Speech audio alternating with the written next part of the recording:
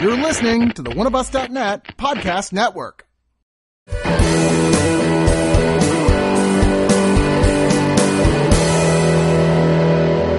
Are you ready for the feel-good television event of the summer? We'll bring the whole family to see The Handmaid's Tale. Bring Dad and Mom and the Handmaid. and not your kid, because you don't have any of No. those. No. You can bring your Martha. Add the whooshing sound. Pixar presents a magical adventure. My God. Actually, I can picture that. And it would be adorable. With the big white hats and stuff. Salisbury Hill, but Peter Gabriel plays in. Of course. Yay. They have little animated ovaries as characters, sidekick characters. That's a dirty word. What? It is? We're not allowed to talk about it. Well, my ovaries are aching after watching this, I'll tell you that. I have ovaries? I'm not even sure. Biology wasn't my strong point in school. We're talking about The Handmaid's Tale, which is Hulu adapting the kind of legendary novel by Canadian writer Margaret Atwood. I know a lot of people had to read it in either high school or college. I did, and it had a powerful effect on me. I wasn't allowed to read in high school. I mean, I didn't go to school. Keep going. What's the truth? Because I'm a woman. Oh, okay. Stupid man. I mean, a girl. It was one of those ones a lot of you guys out there probably even read then, and I think its profound effect is even stronger now in today's world than it was then. Then it seemed kind of like, yeah, you make a lot of interesting points, but this is definitely dystopian science fiction. And now this feels like Day After Tomorrow more. In fact, it's funny, Atwood actually said, well, a lot of this, as much as all that's true, it was also a metaphor for Canada and the United States relations for you. Yeah. Oh, really? Yeah. I read that she said it in America because no one would believe that this would happen in Canada, which is so true. So Gilead was America and the Handmaids were Canada. They're red and white. Yeah, good point. See? Oh, Canada. All right, so I'm Chris. I'm Sarah. Scott. Rebecca. Introducing Rebecca. Hi. Hello. Hello. Actually, I feel like you recorded on one with me a long time This ago. was, years ago. 2008 or 9 or something. Oh my God, that was back in the Spill.com days. Yeah, Spill.com. Holy cow. Well, it's Oneofus.net now, so fuck that other site. So this has been, to suffice it to say, dealt with great warmth and aplomb. Yes. I mean, I think it's like 100% on Rotten Tomatoes Is right it? now. I believe it. I mean, I can't imagine having anything bad to say about this if you have, a rational mind. Yeah, I can imagine people having bad things to say about this, but it's a certain type of person. But to say, I can imagine having criticisms, but not that would get you below the 50% Right. mark. Oh, yeah, no way. Yeah. Yeah. The story here, as it is, like I said, dystopian near future, super near future. Like, this feels like if this crisis happened tomorrow, people stop giving birth on the whole, this would happen the next day. The totalitarian and Christian fundamentalist government that calls itself Gilead has taken over because of exactly that problem and with the ongoing civil war with people who are like, no, fuck that. But we don't really see much of the war per se. No, and they kind of drop the whole story about what happened in the beginning anyway.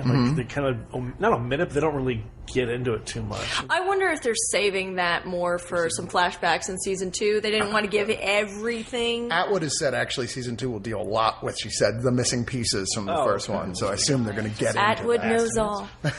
Who actually is She gives us the answers. She is working very seriously, like they say, hand in hand with the showrunner for this, Bruce Miller. And I would think so because they basically exhausted the book, and it's all new stories. That's interesting.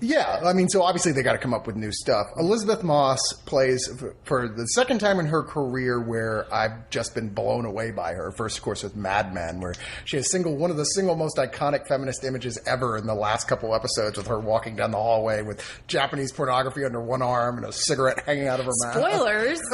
I'm never going to watch that show. Playing June Osborne, although in the book she's never given a name. That's except right. for her assumed name, Offred, which means of Fred, because she has been assigned to a family to get impregnated by the husband, played by Joseph Fiennes, who's Commander Fred Waterford, while poor, I say poor, I just can't imagine anybody dealing with, like, go ahead and impregnate her, honey. Yvonne Strahovski has to, as the wife, has to sit with the handmaid's head between her legs, like resting on the lap while the husband has intercourse with her. You're like, there's so creepy. We'll talk about and that. And weirdly, as we find out, it was her idea in the first place. And of course, Elizabeth Moss, as we learned through flashbacks, does not want to be there, obviously. And there's a whole group of handmaids. We don't get to know very many of them, just a few. And some have kind of gone way off the deep end, as you might expect. And others are secretly plotting. And Elizabeth Moss' character is just so frightened she doesn't know what to do, but she does know she wants to reconnect with her daughter, who's out there somewhere. And as we discover later, possibly her husband as well. Yeah.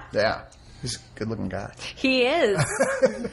Nice little appearances throughout this from a number of actors. Everybody I saw in this. Alexis Bledel has a small role in there.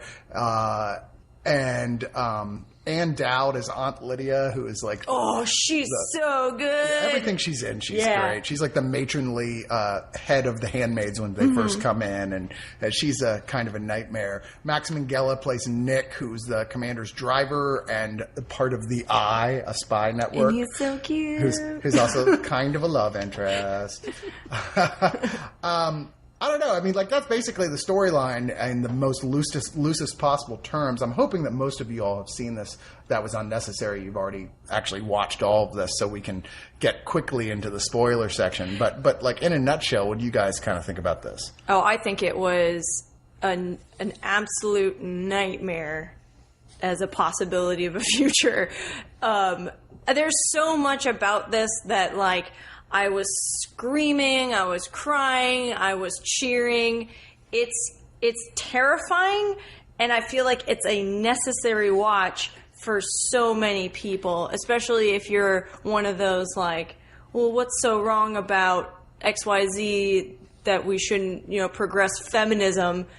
This is what can happen. Like, Margaret Atwood said that everything that she put in there has happened at some point in human history, and in some cases is still happening today, in terms of how society is run in Gilead and how women are treated. So it's not, like you said when this came out, like a possible dystopian future. It's already happened. It's still happening, and it's going to happen again. It feels like a fingernail's breadth away from happening here. Yes, yeah. It's just that some of these things have happened in the United States. It's just not in its whole. Sure, but why are you trying to oppress men, Sarah? Because I hate you dicks. Too many dick pics. That part I agree with. Yeah. Scott, what's your overall opinion? Well, I really liked it. Just from a pure adaptation. It was an amazing adaptation because what it did was it took things from the book and got rid of them, or just moved on, or expounded on them in a way that was really interesting. Because there were things that clearly had to, we'll talk about spoilers. They had to end it where she clearly is not getting taken away by the Eye. She's getting taken away by the Resistance. And seems like people called it ambiguous, but I was kind of like, that's not ambiguous. He said, "Don't worry about it. Just go with them." Well, no, that she talked about somebody's on her side. And in the beginning, they talk about her being dragged into the van, but she goes in face first. Yeah, and she's proud to go in. So I think she knows some idea where she's going. So, bring with the husband. That's really interesting, and kind of bring that back. And then the of Glenn, that was interesting, and just I really liked it. It is important. It's very much like where we are today. It's definitely.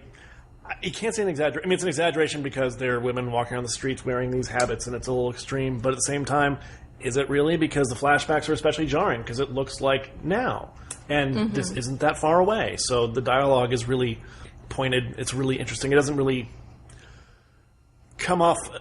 Gosh, I don't want to say. Is it anti-Christian? I don't know. I don't think so necessarily. I don't think it's against one religion particularly. I think it's more about the people who are behind it rather than the religion itself. Yeah. I think it really very intelligently does that too, because it could be like, oh yeah, Christians are all bad, but I don't think it's what it's doing. I think it's like, because even shows like Fred is a complete hypocrite at the end, and they're all hypocrites really. Yeah, what a shocker that men can be hypocrites when it comes to when their penises are involved.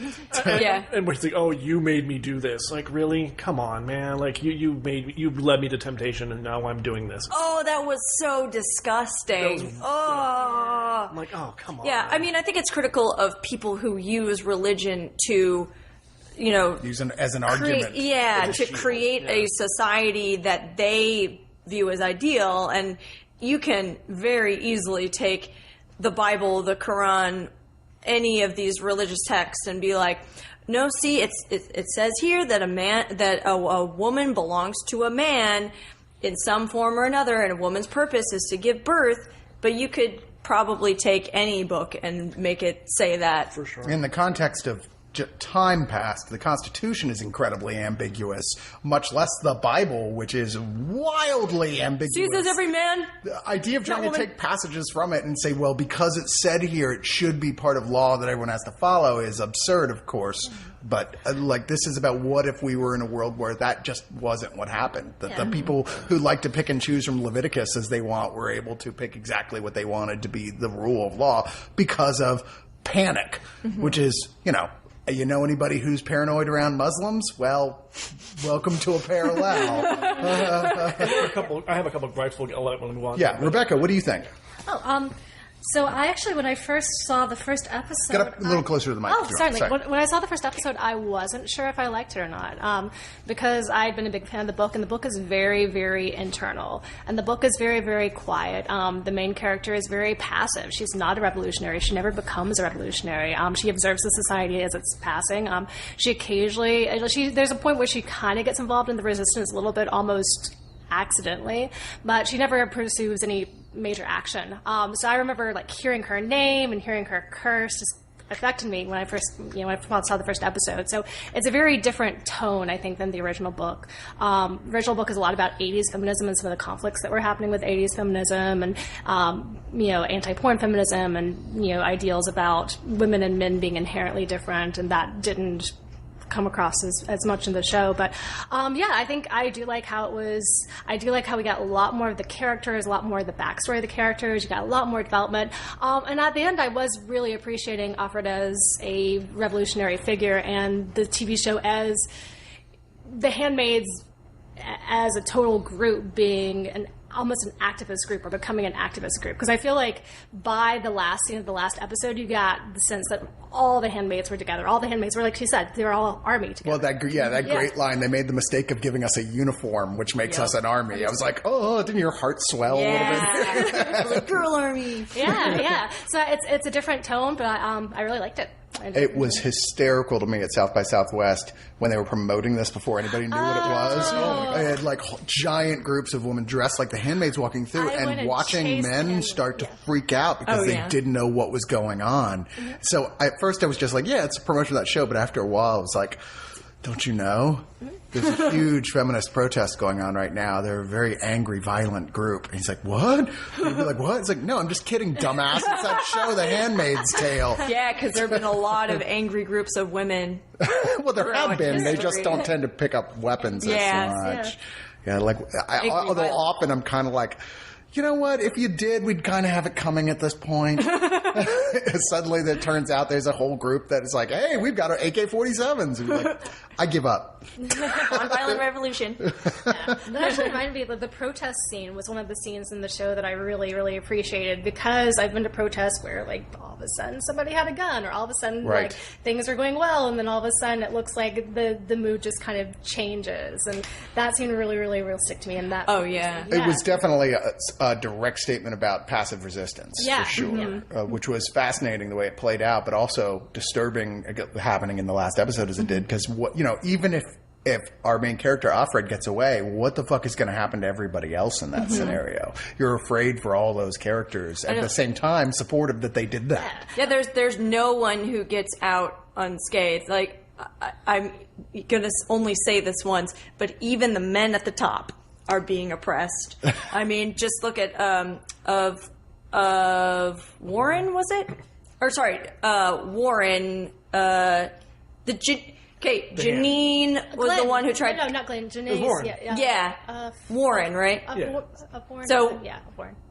That guy who was having pleasurable sex with Janine, got put on trial, and his wife was like, give him the strongest punishment ever. So that is like everybody is getting oppressed in some kind of way. Yeah, I couldn't really cry too hard for that guy. Yeah, I couldn't. But I mean, there's obviously different levels, and then you go down to all the wives of these guys, and like Yvonne, however you say her name, Strahovski, I could be wrong. So good at displaying this subtle discomfort in her face with every little thing, and you learn later on that it was her own doing. Yeah. Because like at first it was like, okay, she's gonna be just a total bitch. Sorry to say that word, but you feel sympathy for her and you hate her at the same time. But like there's that. Fuck, what did I do? Yeah. This is all my fault. She's the oppressed and the oppressor. Yeah. And that's like, again, that's like another feminist ideal that in a sexist society, and that's another feminist ideal that in a sexist society, everyone suffers. Like when there's inequality, even if you're someone on the top, like you have to experience this inequality and it affects you on so deep levels. So. Back on when I first discovered that actress on the show, Chuck, she was the secret weapon on that show where you're like at first like, oh, well, she's like the sexy love interest or whatever. But after a while, you're like, wow, she's really good. Yeah, I first saw her on season whatever of Dexter, which was not a good season, but she was really good. Yeah, and she is something different. This is her move up from TV actor to probably going to start seeing her appear in films more. Well, they made the character a lot more fleshed out. And it's been a while since I've read the book, but I remember Serena Joy being kind of not bland, but just not as. She really wants to have a child. She seems to really want the baby on the show, and she seems really motivated by that. You almost feel like you feel sorry for her, but you hate her, and it seems a lot more. She seems more driven. In the book, she's just kind of like, baby's a status symbol, no big deal. At least that's how I read it. I don't know. I think even in the show, it's like baby is to raise this baby is now my only purpose.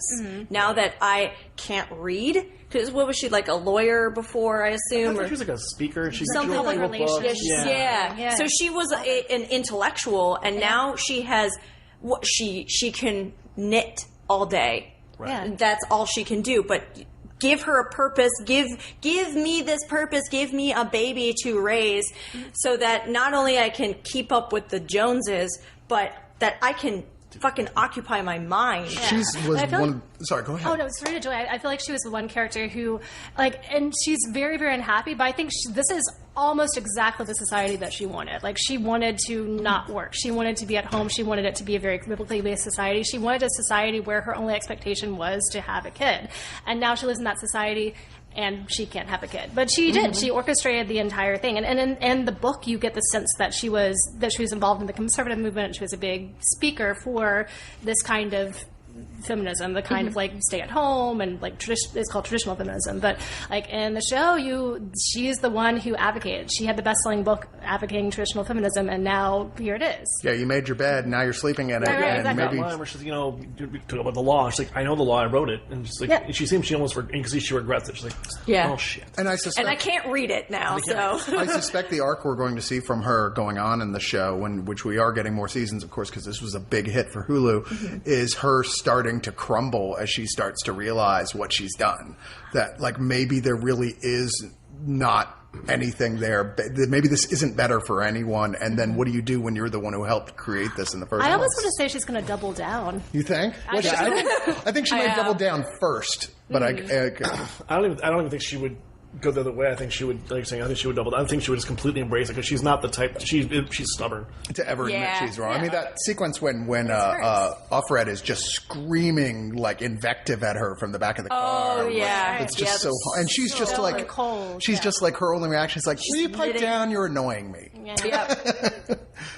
She's a cold fish to be sure. Yeah, and she's bought in so much. I think that she can't go back at this point, because she's just invested so much in this idea in this society and this.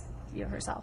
What's going to happen if, as it looks like it might, Joseph Fiennes' character might be first to go back on this rather than her, because he's like, but I want to be able to not be prosecuted and have my hands cut off if I have sex with other women. I'm kind of wondering if it's going to be more of like we're going to think he's like on the fence, but in the end they're going to be like, well, do you want to go back to a society where you have to compete with women? No. Yeah. No. I also feel like he didn't entirely earn his place in the structure where he is. Like, I think he has a lot of power basically because his wife motivated him and came up with all the ideas, and she kind of used him as a mouthpiece. Yep. And since, if that partnership breaks down and he's no longer her mouthpiece, he's not going to be as valuable. Yeah. Especially because he doesn't buy it. Like, you could tell that Serena Joy, she's very religious, and she buys at least this view of gender to some degree. Well, he clearly doesn't, because he basically treats everyone like the previous handmaid treats him like a whore. He's basically, and he goes to the Jezebel. He's just completely living in sin, etc. So he doesn't. It's a show. For him, it's a prop. For her, it's her lifestyle, and he's just enjoying the perks of it. Right. Yeah. And also, she calls him out on the bullshit. Exactly. And one thing I have to say this just needs to get out there. Yeah. He looks too much like Adam Levine. It was freaking me out the whole time. It made it really hard to take him serious. I'm like, are you going to turn your chair around and hit the button? What's going on? All right, one other thing about him, like, did it sound like he kind of had like a Spanish accent in this? Like, I know he's British, but like his American accent was kind of Spanish. I was like, oh, There's something to it. Supposed to be Spanish? But oh no, it's Joseph Fiennes, Michael Jackson. Michael Jackson? Oh, yeah, he played Michael Jackson. Jackson, that ill... It never happened. It never got aired. It never happened. Yeah, I just think of him as Voldemort's brother.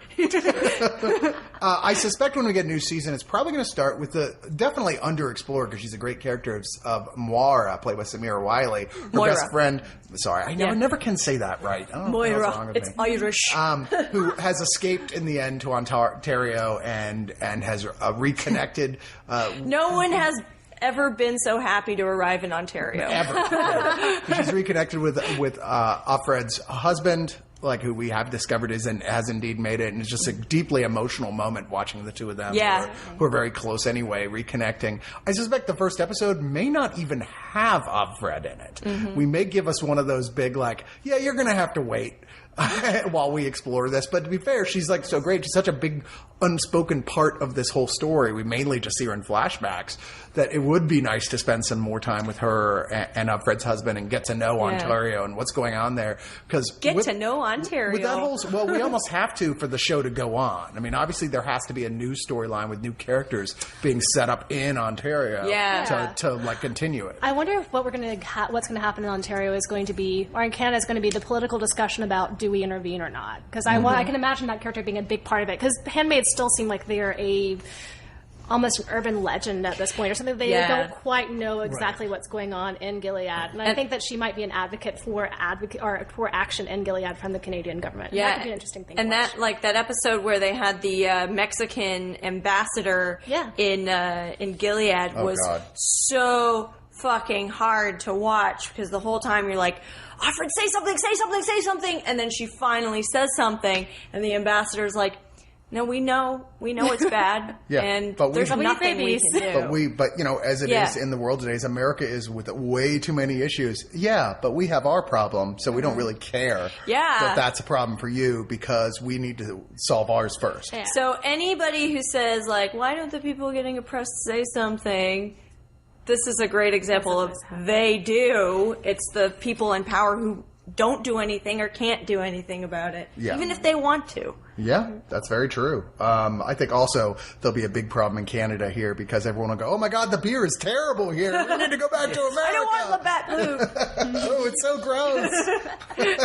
This barely qualifies as beer. What's wrong with it? It tastes like a skunk.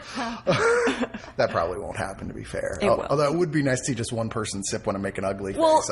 Moira will be like, I haven't had any alcoholic drinks in forever, and she'll drink the beer, and she'll be like, oh. Well, actually, she probably that's right, because she was in Jezebel. She was in Jezebel before. Yeah. She even said, she's like, I've been staying high and drunk this whole time.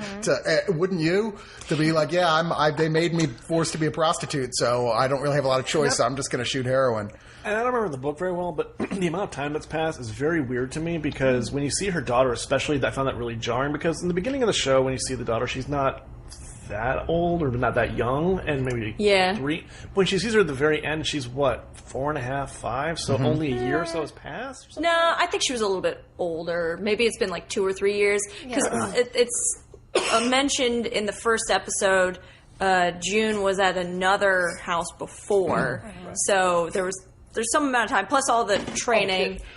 But there's also some kids. There's like a whole flood of children who've been literally been born to handmaids, and they're like 2, 3. They're actually a pretty decent size. We don't know what point June was caught takes place inside of the structuring of like that new society. Yeah. They did say there's a civil war going on, so I'm assuming not all of the country has been taken over by this group. Yeah. Yet. Do we know what city Gilead used to be? Boston. Was it Boston? Because at first I thought I saw like Chicago stuff around. It's Boston. They've included. I think a couple of they call it being Boston. I think in Boston. And, I know it's in the Northeast. Well, because they weren't going to film it in California, oppression. But it's beautiful outside. At least it's so hot and distressed. Look at the palm trees. Also, women need to do what we say. Yeah. Definitely Boston made for a better environment there. I wouldn't be surprised if I don't know, but I wouldn't be surprised if they actually filmed it in Canada. They shot in Ontario. I saw it on the there Wikipedia. you go. So that's why they name check Ontario. They're like, Ontario, go Ontario. It does look like Ontario. Very gray. So I think in terms of awards, this year, there's no question that both of the Emmy and the Golden Globes, this is going to get the appropriate Best Miniseries or Best Dramatic Presentation. Elizabeth Moss. At least nominated. Oh my gosh. Yes. Elizabeth Moss will get nominated for Best Actress. I suspect Yvonne Strahovski will get nominated for Best Supporting Actress, even though she's there almost as much as Elizabeth Moss is here. But you know how those things go. You nominate what you think you can win. She's not the titular handmaid. Yeah, true. She is not. You stole my favorite word. I overused titular, perhaps. It has been pointed out. All right. So let's go around and give us our final thoughts and ratings on this. Can we talk a little bit about? Oh, sure. A couple things. Oh, yeah. One, the race aspect in this. Oh, right. Yes, because I forgot about that because Scott brought that up. Yeah. So, of course, a lot of the leadership in Gilead is white. And the handmaids are kind of mixed. It's probably mostly white, but we see some Hispanic and black handmaids. And of course, Moira is black and gay, or a gender traitor, as they call that, and that Can I get life. a clean cut of you just saying her name real quick? Moira. There, whenever I have to say it from now on. Can you please? People will be like, what the fuck is going on?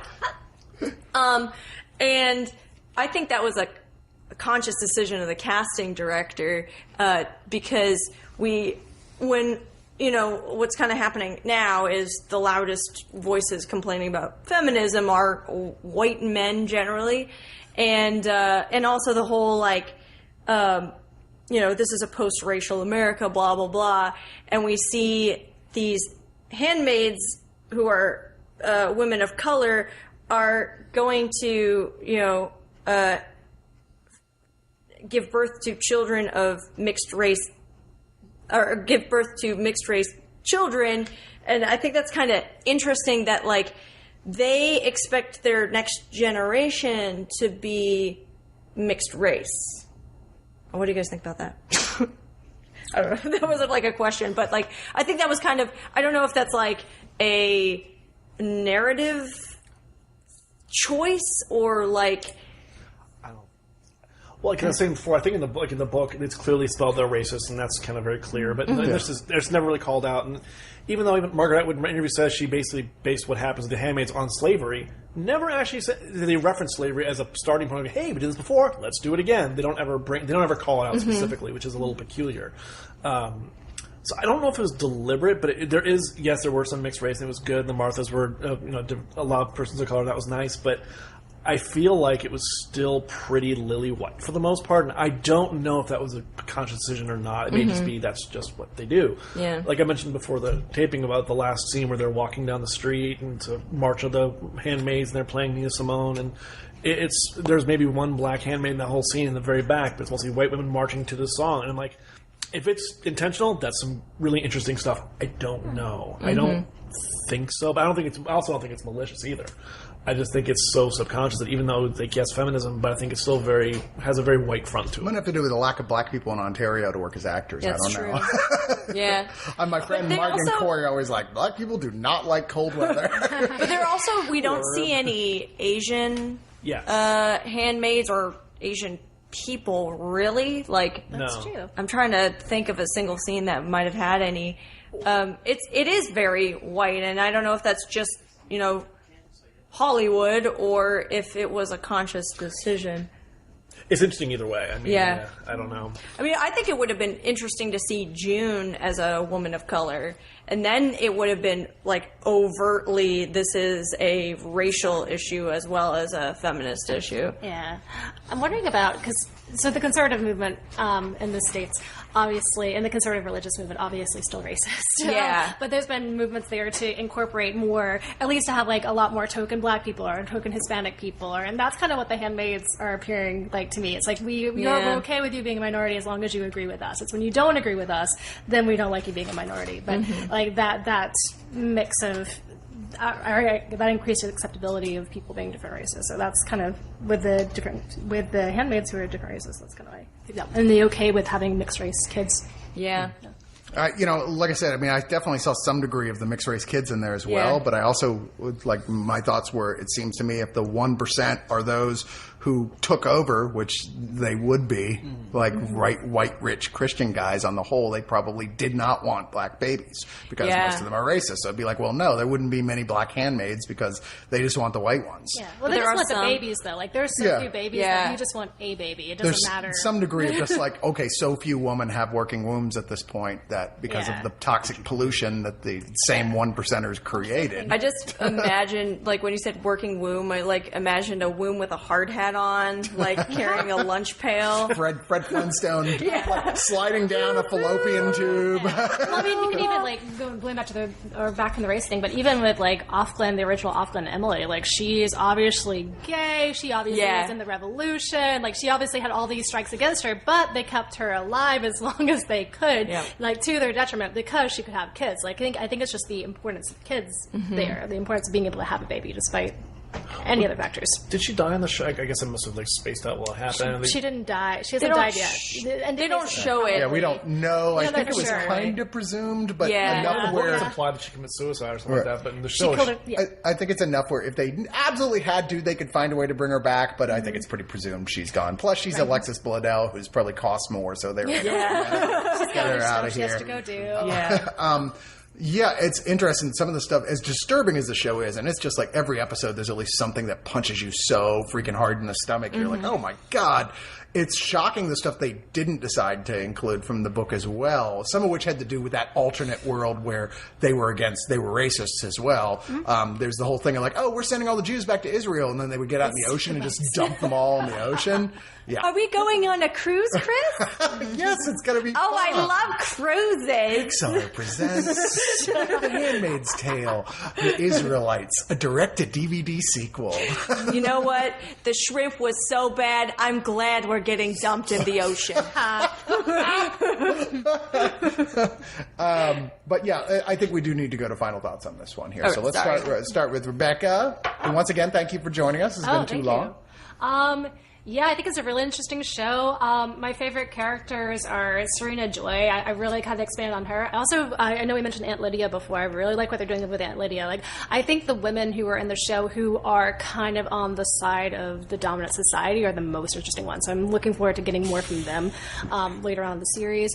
I'm looking forward to the expansion of the universe. Like, again, we stopped where the book stopped. So, and in the book, we know that eventually spoiler alert, the society ends, but hundreds of years in the future, it has ended. So I'm kind of interested to see exactly where we're going with that and how that happens. Especially considering the whole, like in the book has the actor thoughts where it's like, well, this is all we found. Yeah. So we don't really know what happened to her after this, but this was an artifact, this whole story of like this period of time.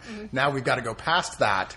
So how deep does she want to go into that? Do you think that Elizabeth Moss' character will live to the end of the show? Yeah, and I'm curious about it also being a revolution, because the book is not about a revolution at all, and the show seems like it's very much about people overcoming the society. So I think that's a big change, and I think I would be surprised if she doesn't live. I know it's a dark show, but just the way that they're telling the story, I don't see how it ends in a way that isn't hopeful.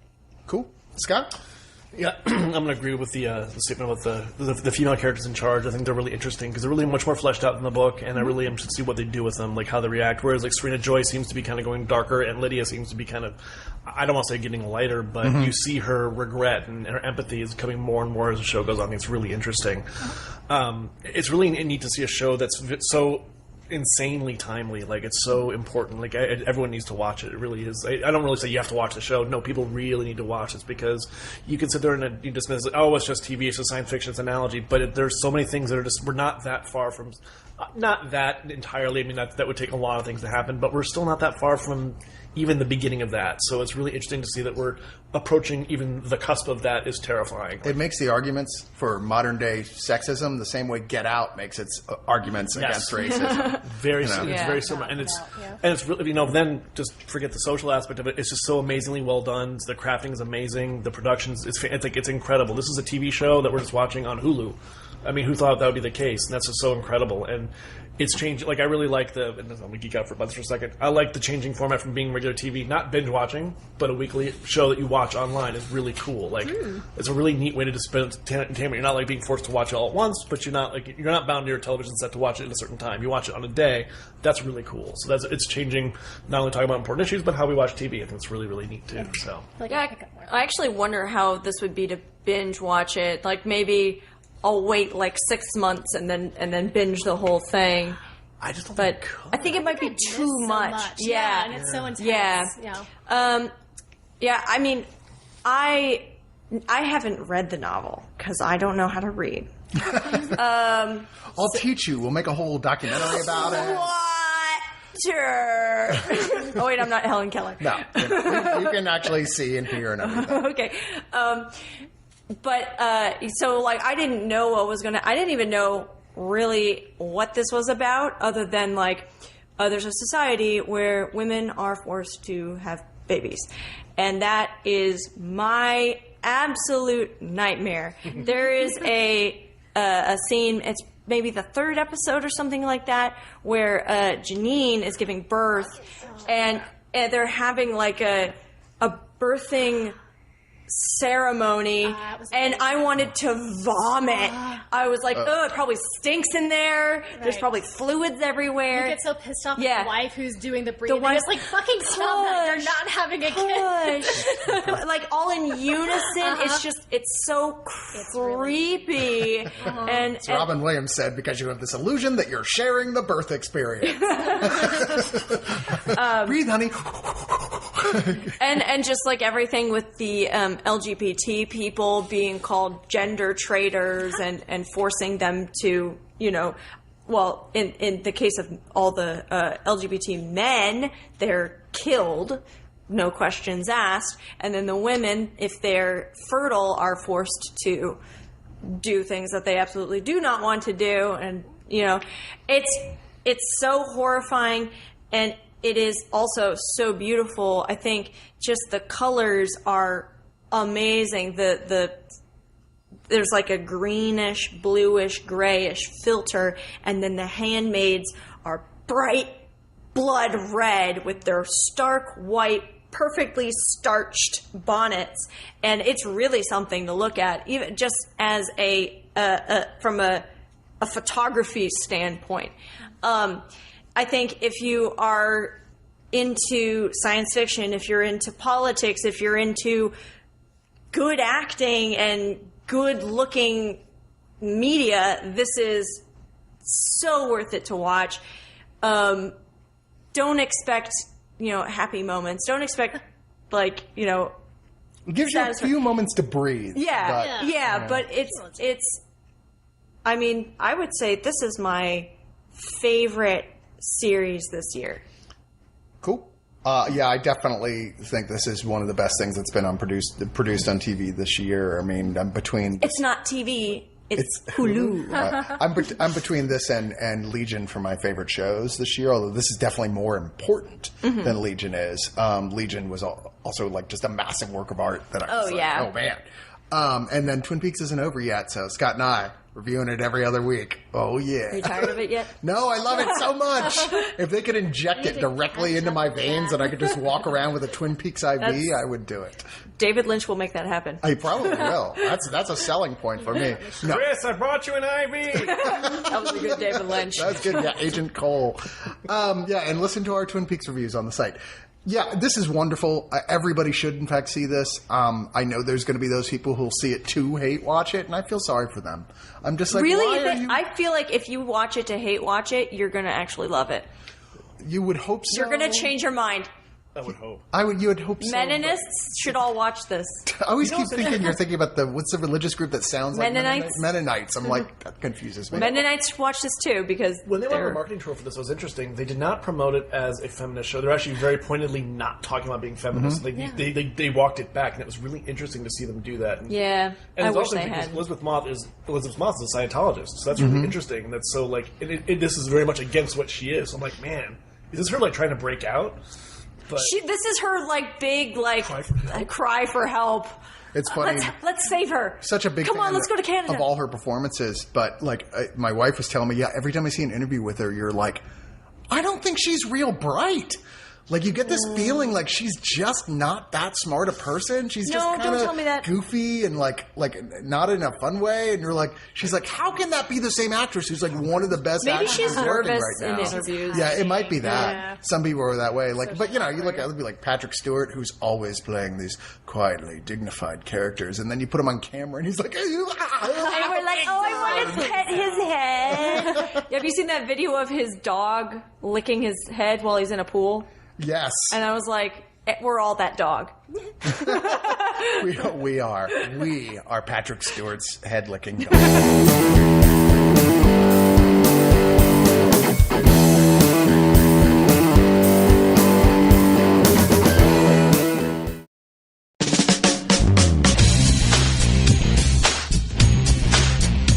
Oneofus.net has been your one-stop shop for all things geek for years. But there's a side to them many of you have never heard. The subscription side. Subscribe and listen to great podcasts like The Breakfast Pub, The Original Gentleman, and the Watch a Movie With Us series. Head on over to oneofus.net and don't forget your towel.